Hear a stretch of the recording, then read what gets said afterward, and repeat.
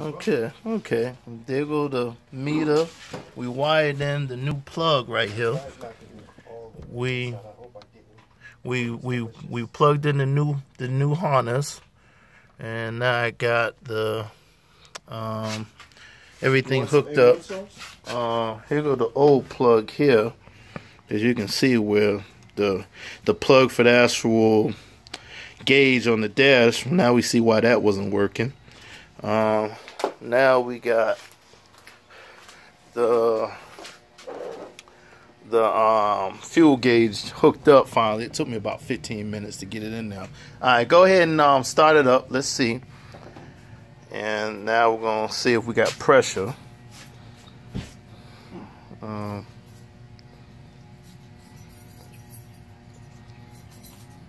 Okay. Hold on, it's climbing. Alright, go ahead. My fuel gauge works. Oh, it do? Okay, go ahead. Alright, don't worry about it. Okay, that's all we need to know. Yep, we definitely got fuel. The bottom washer's missing, so this is not secure. But we're definitely getting fuel pressure finally. So, okay, I had to pause the video because it was leaking because I didn't have it on there good enough, and also because I didn't have the bottom washer, so I had to. Oh yeah, there we go. That's what we were waiting on right there. Definitely got fuel pressure now. The reason I was leaking was because I left the bottom washer off just to see if we were going to have pressure. Also, it was a pain in the ass, so I had to remove the whole air filter housing, and while I was removing it, I noticed that it's dry rotted, and he's about to have a breakdown soon. See right here, the boot dry rotted. It hasn't went all the way through yet, but he's gonna have an issue eventually. So I told him to go ahead and order a new boot. I told him that's normal for these Japanese cars. So, but anyways, we definitely got fuel pressure now. So that's where we're at with that. Definitely got fuel pressure. We didn't have fuel pressure before. Now I just got to disconnect it, put it back together, and it should start. Well, no, because I got everything taken apart. But anyway, let me go ahead, pause the video. I'm going to go ahead and remove the fuel pressure gauge and hook everything back up, and we'll go from there. But that's where we're at now. So, okay, I disconnected the fuel pressure gauge, and I hooked the fuel line back up. It's nice and secure now.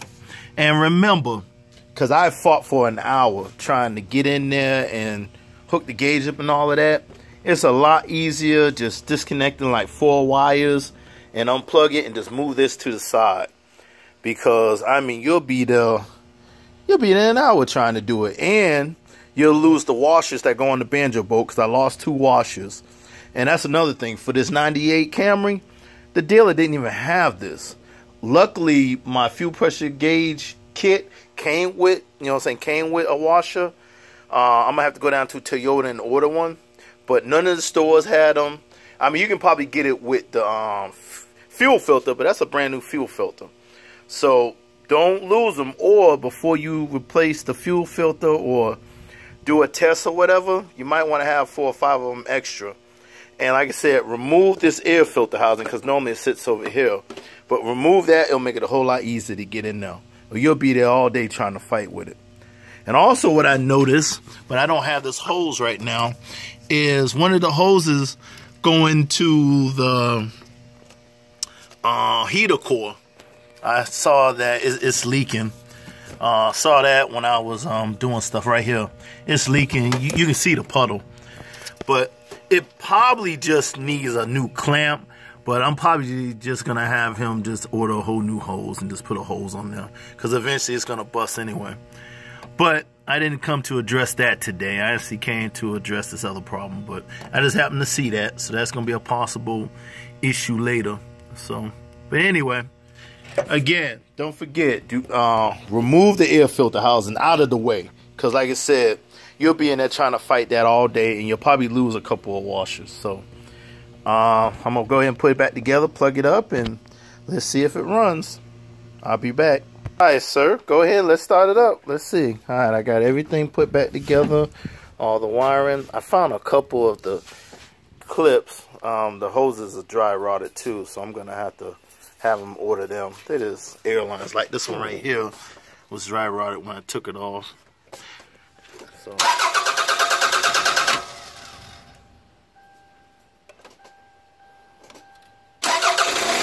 here we go. It's running. Got a little bell squeak, but yeah. All right, now what we're gonna do is turn it off. I want to do a load test back there, see if we have any other problems. That harness was definitely an issue. All right, turn it off. We're gonna go back here, and I'm gonna hook these wires up. We're gonna do a load test. I gotta go to Toyota too and order a new banjo bolt washer. You can only order them. They don't have them in stock. But oh, you know what? Go back in there. Let me go back in there. Start it up again. Let me see something. I want to see what the measurements are. What's normal? Okay.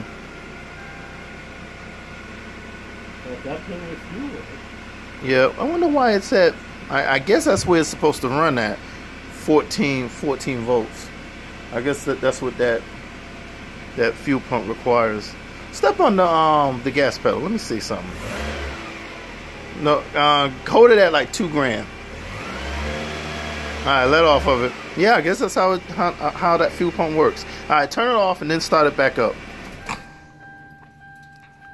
Okay, I got it reversed, but yeah, that must be normal. All right, shut it off. Sounds good.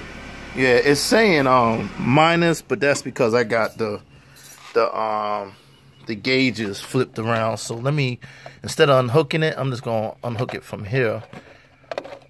I know I'm putting the red inside of the black and the black inside of the red. I don't want to switch it around here, so I'd rather do it on the meter. All right, go ahead. That minus should go away. Yep, it went away. All right. The minus, all that was, it was just telling me I had the leads mixed up. So basically, the one wire is hot and the one wire is ground. But anyway, I guess it has to see 14 volts all the time. I don't know why I thought it would only see 12 volts. And somebody said that online too, that 9 to 12 volts was too low. So I guess this one here, that's how it's supposed to run, at 12 volts. Yeah. Can you believe all that resistance? I would never thought. But anyway, it sounds like it's fixed. Again, I ended up having to wire in a whole new plug. It was easy. I just paid attention to how I unhooked it, and I just watched the wires on here and did one at a time so you don't cross them up by accident. His fuel gauge is now working. Is the fuel gauge working? Yeah. Well, the reason why it wasn't working was because when this lid was flipped over, it was covering these wires, and I never saw it. We thinking the gauge is bad and all this other crap, and with this flipped over, you don't see any of this. So you know, I'm thinking, oh yeah, it got to be the gauge, because you would never think a wiring problem. Well, it was a wiring problem. Huh? Ain't that a bitch? But anyway, so that's what it was. So if anybody has a 98, I think it's 98 to 2001 Toyota Camry, if you're having an issue like we did, we put 4 fuel pumps in it, a whole fuel pump assembly, the center unit, everything, just to find out we had a bad wiring harness. And what even makes it worse is I paid people to diagnose this car. I mean, literally diagnose it, not repair it, but diagnose it. And you can see how they diagnosed it. They probably took a can of starter fluid, you know, this kind of stuff, sprayed it in there, and just noticed it wasn't, you know, noticed it would start up once they sprayed that, and they just figured, oh yeah, it starts, so it's the fuel pump. You know, nobody, even though I was telling all the mechanics, I put 3 fuel pumps in this thing. Something's going on. Either the fuel pumps are going bad for some reason, or there's a wiring problem. It's no way, but nobody never listened. So I finally had to go online and just start ordering stuff and do it myself. But anyway, we're gonna go ahead and put the rest of this mess back together, and I'm gonna post this. We're gonna probably, when I come home next month, we're gonna replace that boot, the boot I showed y'all. It's dry rotted. That's gonna create a false vacuum leak. He also gonna need 2 air lines, so we'll order them too. That's probably going to come from Toyota, but all of that. And I also noticed while I was down there, his coolant hose going to the evaporator's leaking. Well, I think it's the clamp, but the hose is so rubbery that it feels like it's going to eventually break anyway. So instead of putting a whole new clamp on there, just have to go back and do it again, we're just going to go ahead and just replace the hose and the clamp. And then we'll be done with that foolishness. So, but anyway, and I got to try out my meter. Now what I'm gonna do, just for giggles now, is, oh, you can turn the car off, is we're gonna run this wire here from the battery to the back, and I'm gonna do a load test. I want to see what it's looking like now, because when I did it the first time, it was going from anywhere from, I think it was like 12 to 10, something like that. But anyway, now that, you know what I'm saying, I want to see what it does now with the load test, what it's supposed to look like. Okay, I'll be back. Okay, now I'm about to do the load test. I hooked a jumper wire straight from the... Ooh, let me double check that. Oh, shit. I'm about to mess up something here. Okay, let me try this again. I'm hooking it up to the positive battery. How in the hell did I mess that up? I'm about to just blow up everything. But anyway, I'm hooking up a jumper wire to the positive side battery to the positive side of the fuel pump. And I'm going to do a load test and see what I get. So that's where I'm at now.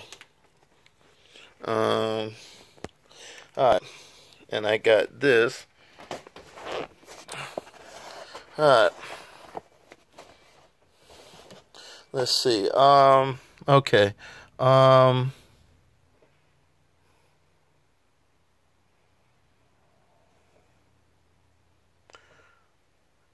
going to need to put a jumper there. I'll be right back. Okay, now I went ahead and hold on a second. I went ahead and I hooked up the jumper wire from the positive side of the battery to my positive side of the voltmeter.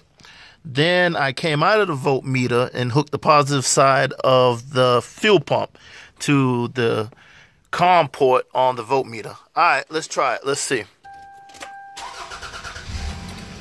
All right, turn it off. Okay, go ahead, try it again. Alright, that's my voltage drop, 316 millivolts. So that's good. They say anything under 5. So that seems to be alright with me. Alright, turn it off. Alright, start it back up. Yeah, I don't have an actual accurate measurement, you know, a book to go by, but everybody's saying under 5, so that's 0.4. So I'm guessing that's good. Okay, I switched the wire from the positive side to the negative side. Now I came back here and I swapped it on the fuel pump from the positive side to the negative side. The 2 bottom ones is power and negative. But anyway, the top 3 are for the fuel gauge. All right, go ahead and start it up. Let's see what it look like. All right, on the negative side, turn it off. All right, start it up. On the negative side, we have it look like anywhere about 1.4, 1.5. So we don't have a voltage drop on the negative side either. So everything seems to be good. I guess it was all in that harness. So all right, everything seems to be working good now. I guess we'll find out in a month, because it takes about a month for us to start acting up again. But like I said, also when we went to put the new clamp in there, the harness right here, you can even tell a difference. I mean, it went plugged in. I was like, whoa, it never done that before. So, but anyway, that's it. I wanted to give a shout out to Eric O and Scanner Dana, because the mechanics that I paid to diagnose it basically fucked me around, stole my money.